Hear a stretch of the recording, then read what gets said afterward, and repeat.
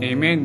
Purihin po ang Panginoon. Magandang umaga po sa bawat isa. Ang ating pong devotion ngayon ay manggagaling po sa DFC Yongkang. At bago po lahat, tayo muna po ay umawit sa Panginoon. Sabi po sa Ephesians chapter 5 verse 20, lagi kayong magpasalamat sa Diyos Ama sa lahat ng bagay, sa lahat ng bagay po bilang mananampalataya ng ating Panginoong Jesucristo. Sige po, tayo umawit po muna. Awitin po natin ay aking dalangin. Hallelujah. Praise you, Jesus.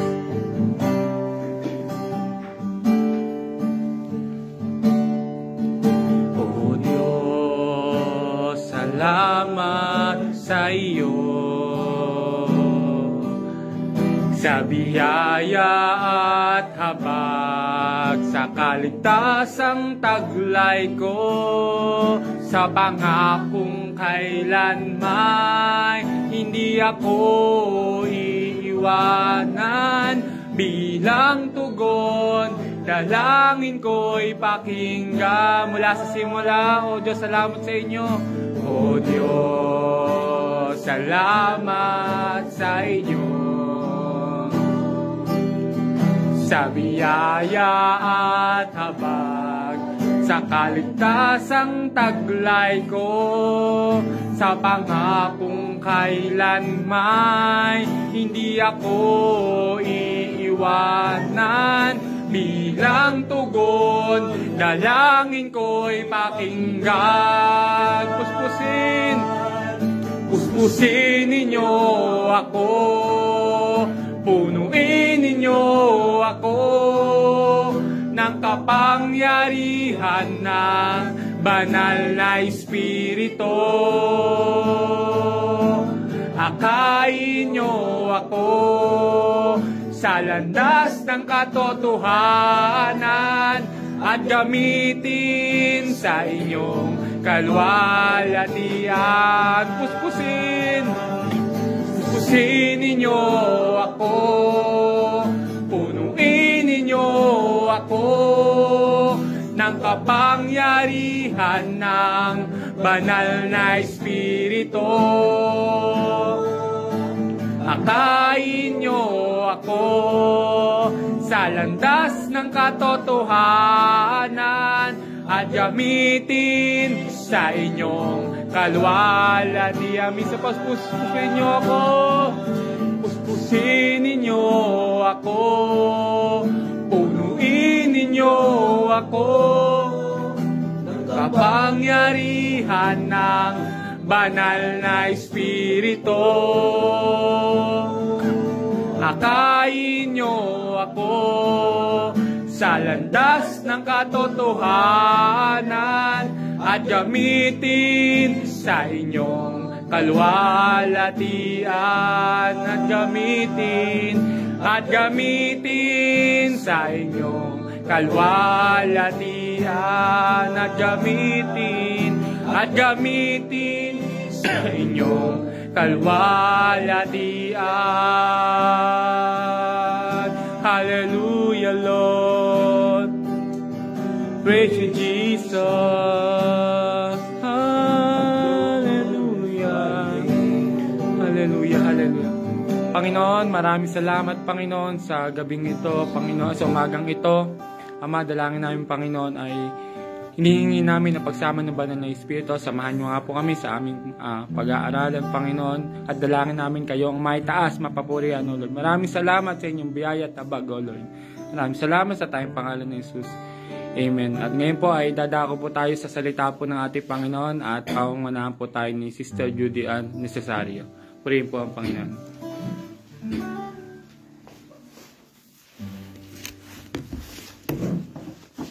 Amen. Amen. Purihin po ang Panginoon at isang mapagpalang araw po sa buhay ng bawat isa at mula po sa Door of Faith Church Yongkang ang pangunguna po sa ating FB Live po ngayon. At bago pang lahat, tayo po muna ay makipagbukasan sa akin sa aklat po ng Roma, chapter 12 verse 2. Sa aklat po ng Roma. Sa Romans po, chapter 12 verse 2. Purihin po ang Panginoon, akin pong babasahin at sabay-sabay po nating, at sabayan nyo na lang po ako sa inyong mga mata. Romans chapter 12 verse 2. Huwag ninyong tularan ang sanlibutang ito, kundi magbago kayo sa pamamagitan ng pagbabago na inyong pag-iisip upang mapatunayan ninyo kung alin ang mabuti, kasiyasiya at lubos na kalooban ng Diyos. Tayo po muna ay manalangin. Hallelujah. Purihin kayo, Ama, aming Diyos, na may likha ng langit at lupa. Nararapat naman kayo at natatangi, Panginoon, na luwalhatiin, dakilain sa aming mga buhay.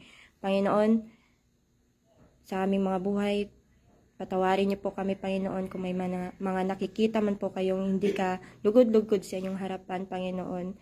Pakilinisin niyo po kami, Panginoon, sa inyong habag, Panginoon. Panginoon, nagpapasalamat po kami at muli ay sa kalooban po ninyo at binigyan niyo po kami ng ganitong pagkakataon, Panginoon, upang kami po ay makapag-aral ng iyong banal na salita. Panginoon, ito po aming dalangin sa tayong pangalan ng Panginoong Hesus. Amen at amen. Sa araw po na ito ay pag-aaralan po natin ang mula po sa aklat po ng Romans chapter 12. Sabi po dito sa verse 2, huwag ninyong tularan ang sanlibutang ito, kundi magbago kayo sa pamamagitan ng pagbabago ng inyong pag-iisip, upang mapatunayan ninyo kung alin ang mabuti, kasiyasiya at lubos na kalooban ng Diyos. Bakit po ba napakahalaga sa ating mga unang-una, sa ating mga Kristiyano, sa ating mga tinatawag na mga tagasunod ng Panginoong Hesus, yung pagbabago ng isip? Sa makamundong mga bagay, dapat po talaga hindi po natin ito sinusunod. Kasi dapat tayo yung yung unang-una sa lahat, sinusunod natin kung ano yung kalooban ng Panginoong Diyos. Kung ano yung dapat na sundin natin, kung ano yung mga bagay na kalugod-lugod sa harapan ng Panginoon. Yung pagbabago ng ating pag-iisip, unang-una sa lahat, napakahalaga nito. Bakit? Kasi sa panahon na hindi natin nakikilala ang Panginoon, andoon tayo sa mga kaisipan na makamundo. Nandoon tayo sa mga kaisipan na kung saan para sa atin tama na. Pero sa paningin ng Panginoong Diyos, ito ay sobrang pagkakamali. Kapag doon tayo sa yung panahon na nakilala na natin ang Panginoong Diyos, kung nasaan tayo, kung sa panahon na nakilala natin ang Panginoong Diyos, doon na natin dapat isipin kung ano nga ba yung mga dapat at kalugod-lugod sa harapan ng Diyos. Sa pangalawa nga po sa verse 3, sapagkat sinasabi ko sa pamamagitan ng biyaya na binigay sa akin na ang bawat isa sa inyo ay huwag mag-isip sa kanyang sarili ng higit kaysa nararapat niyang isipin, kundi mag-isip ng may katinoan ayon sa sukat ng pananampalataya na ipinamahagi ng Diyos sa bawat isa. Don't be so much overthinkers sa lahat ng mga pag-iisip natin. Huwag tayong masyadong nag-iisip ng mga bagay-bagay. Bagkus, mas isipin natin yung mga bagay na mas nakakalugod sa Panginoon. Yung mga bagay na yung iisipin natin, uunahin at uunahin natin, yung mga pag-iisip na kung saan mas sinusunod natin yung kalooban ng Diyos. Pangatlo, sa verse 4, sapagkat kung paanong sa isang katawan ay mayroon tayong maraming mga bahagi at ang mga bahagi ay hindi magkakatulad ang gawain. Verse 5, kaya tayo na marami ang iisang katawan kay Kristo at mga bahagi na sama-sama sa isa't isa. Marami kasing nagsasabi, iisang katawan lang tayo ni Kristo. Tama po ba? Amen. Iisang katawan lang tayo ni Kristo, pero sa isang katawan, maraming bahagi. May mga pinuno, may mga tagasunod, maraming mga nagsasalita, yung iba pa nga, yung iba nasa kusina. Pero kapag mas inuna natin yung tamang pag-iisip sa kalooban ng Diyos, hindi na natin iniisip kung ano yung mga ginagawa natin eh. Unang-una sa lahat yung mga iniisip natin kung tayo ba talaga ay totoong nakasunod sa kalooban ng Panginoon.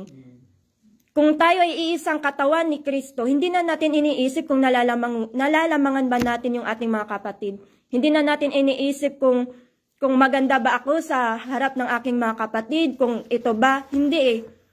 Kapag iisang katawan ni Kristo, mas lalo lang nating iisipin kung nakakatulong ba ako sa kapwa ko, kung ako ba ay nakakatulong sa loob ng iglesia.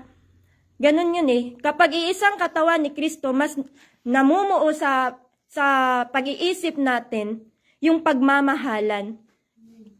Mas namumuo sa pag-iisip natin kung ano yung mas higit na nakakatulong sa loob ng iglesia. Sa loob ng iglesia, madaming mga miyembro, madaming mga iba't ibang pagkakabahag-bahagi. Pero ang pinaka-importante sa lahat, paano ba natin masasabi na nagkakaisa tayo kung sa loob mismo ng iglesia, mas inuuna pa natin na, ay dapat ganito ako, mas mataas ako, mas magaling ako kaysa sa kanya. Higit na higit sa lahat, kapag nasa kalooban ka ng Panginoon, kapag mas sinusunod mo yung kalooban ng Panginoon, kung mas inuuna mo ang Panginoong Hesus sa buhay mo, hindi mo na yun iniisip eh. At higit na higit sa lahat, ang iniisip mo na lang is yung, ito ba ay tama sa paningin ng Panginoon. We have a different purpose. Different yung layunin natin sa loob ng iglesia. Kaya tayo tinawag ng Panginoon at nilagay tayo sa lugaring iyan, hindi dahil nilagay ka lang dyan o dyan ka lang. Hindi po ba? Tinawag tayo ng Panginoon, nilagay tayo sa isang lugar kung saan, kasi may layunin ng Panginoon.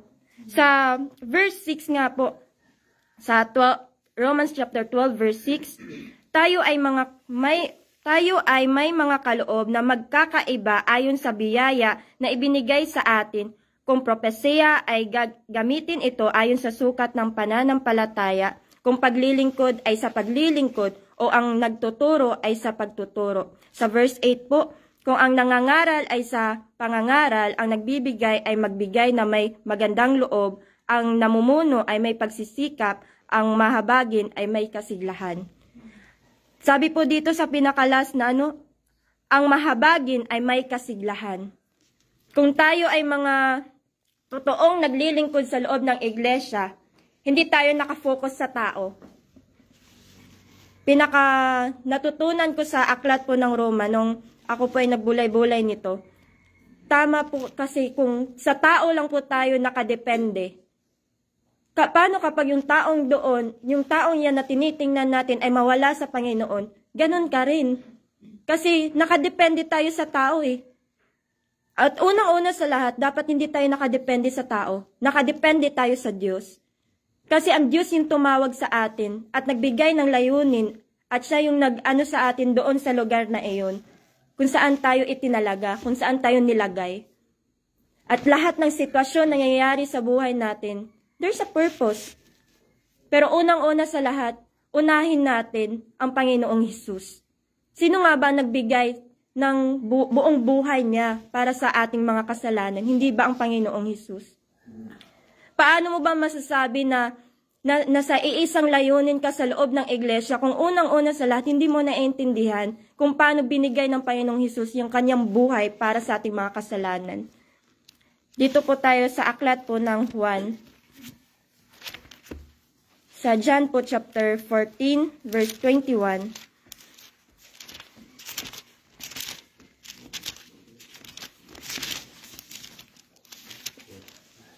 Sa aklat po ng 1, chapter 14, verse 21, akin pong babasahin.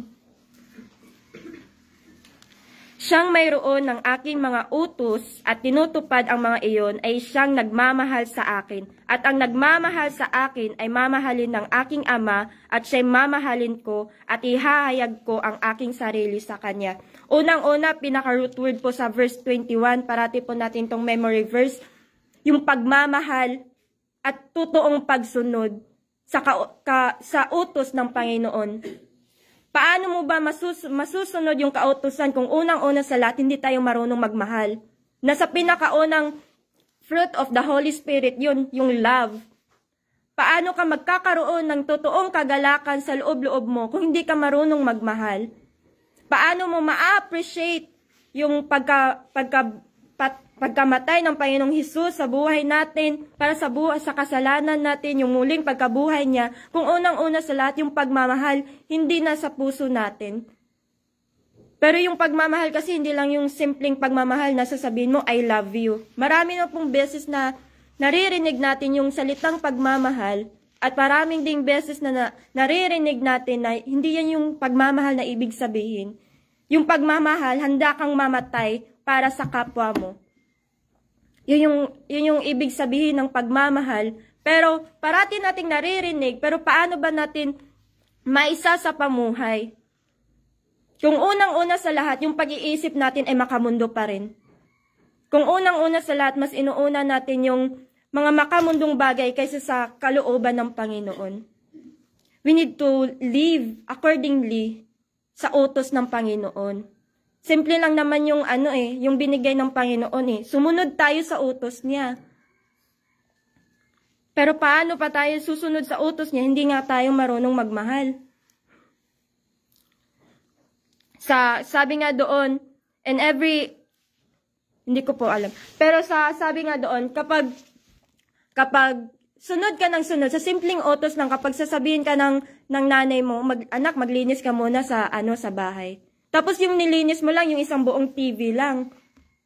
Totoong pagsunod na po ba yun?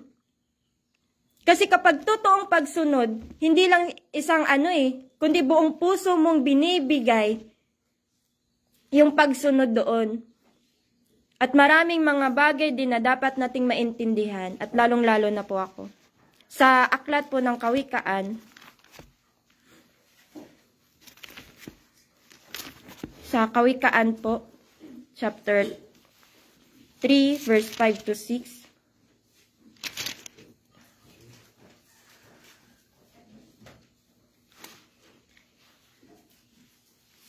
Sa lahat ng sitwasyon, marami tayong mga problema, mga pinagdadaanan. Tapos, sasabihin natin minsan, okay na. Itinaguyod tayo ng Panginoon sa lahat ng sitwasyon. Pero alam niyo po ba, sa lahat ng sitwasyon, mas lalo tayong nagiging blessed kung hindi tayo sa sarili natin nakadepende. Mas lalo tayong nagiging blessed kung alam natin na nanggagaling sa Panginoon lahat ng mga biyayang nare-receive natin. Lalong-lalo na ang kalakasan, good health. Sa Kawikaan chapter 3 verse 5 to 6, sa Panginoon ay buong puso kang magtiwala at huwag kang manalig sa sarili mong pangunawa. Bakit po ba hindi tayo dapat manalig sa sarili nating pangunawa? Akala kasi natin minsan, yung akala natin ay tama, yun na yun. Pero hindi po sa lahat ng sitwasyon ay tama tayo. Minsan we need to accept sa katotohanan na nagkakamali din tayo. At sa lahat ng sitwasyon, kapag sinabi natin, naging technical na kasi tayo minsan yung nagiging technical na tayo, tapos nasasabi natin na mali yung kapatid natin, pero minsan din na natin napapansin yung sarili natin mismo. Tayo na pala yung mali. Tayo na pala yung nagkakamali. Tapos sasabihin natin na ito yung tama, ito yung dapat. Mga kapatid, paano natin masasabi na tayo ay totoong lingkod ng Diyos kung unang-una sa lahat hindi ka marunong mag-receive ng sasabihin ng kapatid mo na kapatid, ikaw ay mali. Humble yourself. Pinakauna at una po sa lahat. Sa lahat ng iyong mga lakad, siya iyong kilalanin at ituwid niya ang iyong mga landasin. Ang Panginoon parating nandiyan nagsasabi sa atin na, anak, tama na, mali na yan. Pero minsan, matigas talaga tayo Minsan pa nga, nangangatwiran pa tayo, hindi, ganito po kasi yan. Mali na nga, yun nga sabi ng isang pastor lingkod ng Diyos, mali na nga, inaano mo pa. Kaya kung ano yung mali mga kapatid, mali po talaga yun. Ano po ba yung tama?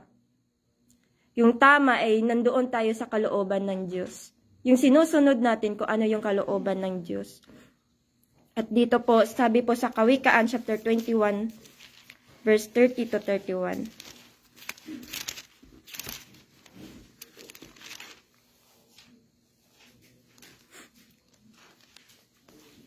Sabi po dito ng Panginoon, walang karunungan, pangunawa o payo ang mananaig laban sa Panginoon. Masigit na tama ang Panginoon.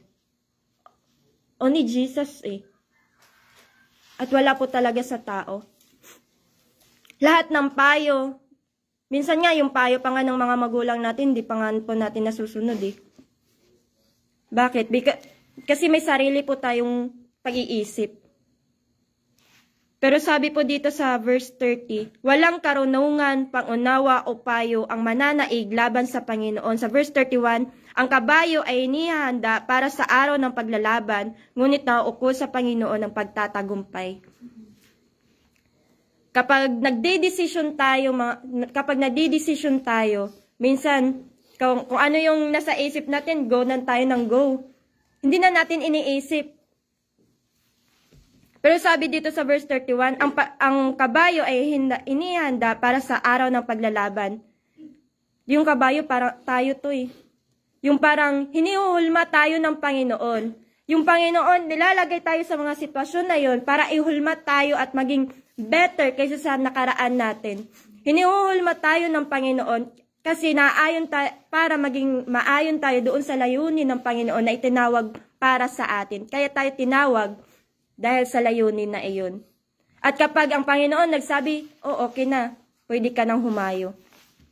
Kasi hindi tayo nilalagay ng Panginoon sa mga sitwasyon na hindi tayo ready.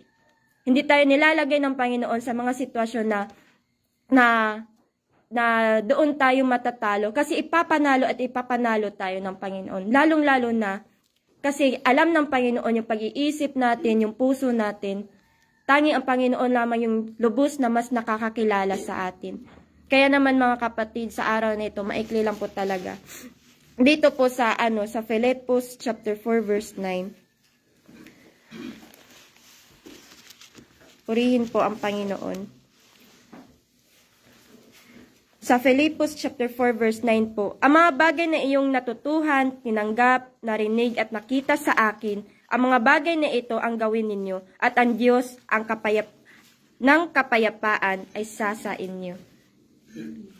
May nabasa po, trust in the Lord with all thine heart and lean not unto thine own understanding. Tama po. Amen po. At kapag mas inuuna natin kung mas inuuna natin yung salita ng Diyos, unang-una sa lahat, kapag gumising tayo sa umaga, pananalangin talaga ang pinaka-importante. Pinakauna at una sa lahat, pananalangin at salita ng Diyos.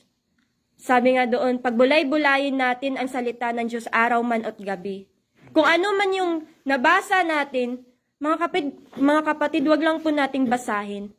Sa pamuhay natin at mas lalo nating doon makikita ang kaluwalhatian ng Panginoon.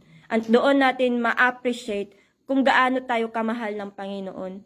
Doon pa lang sa salitang pagmamahal pa lang, kapag marunong tayo mag-appreciate tapos sinunod natin ang kalooban ng Panginoon, mas lalo lang natin doon makikita at yung pag-iisip natin ay mas lalong magkakaiba kaysa doon sa mga taong nasa makamundong mga bagay.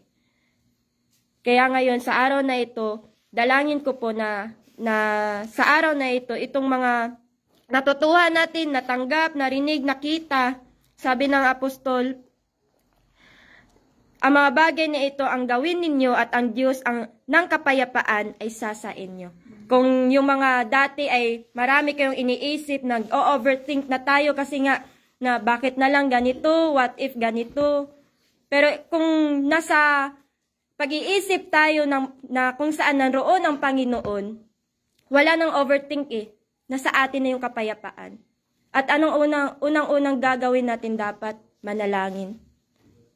at magbabad sa salita ng Diyos. At wag lang basta-basta basahin ito, isa pamuhay ito. At naway dalangin ko sa lahat ng mga kapatiran na hindi lang basta-basta minimemorize natin yung mga verses. Bagkus makita sa buhay natin yung the fruit of the Holy Spirit, yung may pagmamahal, may kagalakan. Kasi bakit pa mga kapatid, hindi tayo makakapagsabi na nasa iisang iglesia tayo kung marami pa ring mga pag-iisip na hindi naaayon sa Panginoon. Kaya purihin po ang Panginoon at doon na lang po ako magtatapos at tayo po ay manalangin. Purihin kayo, Ama, aming Diyos na makapangyarihan sa lahat. Nagpapasalamat kami, Panginoon, sa inyong banal na salita, Panginoon. Naway, Panginoon, sa aming mga natutunan, Panginoon, ay hindi lamang po namin to babasahin, Panginoon, hindi lang namin memory verse, Panginoon, kundi bagkus, isa pamuhay din po namin, Panginoon. Panginoon, turuan niyo po nawa kami. Yung totoong pagsunod sa inyo, yung totoong pagmamahal, Panginoon, yung totoong kagalakan na nagmumula, Panginoon, sa inyo. Yung hindi porket na nasa sitwasyon kami, Panginoon, na sobrang ang para sa amin ay imposible na, pero Panginoon, wala pong imposible sa tanging pangalan niyo po. Wala pong imposible sa inyo. Sa lahat ng sitwasyon, Panginoon, turuan niyo po kaming magalak, Panginoon. Gaya nga pong sabi ng apostol, na magalak kami sa lahat, magalak kami at uulitin niya ay magalak kami. Bagkus, Panginoon, naway ituro niyo po sa amin ito. Naway mas lalo pa po namin isa pamuhay ito, Panginoon, na kung saan yung kagalakan talaga, Panginoon, nasa aming puso. Panginoon, ito po aming dalangin, tanging pangalan ng Panginoong Hesus. Amen at amen. Isang mapagpalang araw po sa buhay po ulit ng bawat isa. Dito po kami sa DFC Liu Ying. Yan na po. Ito po mga kapatid. God bless po. God bless po.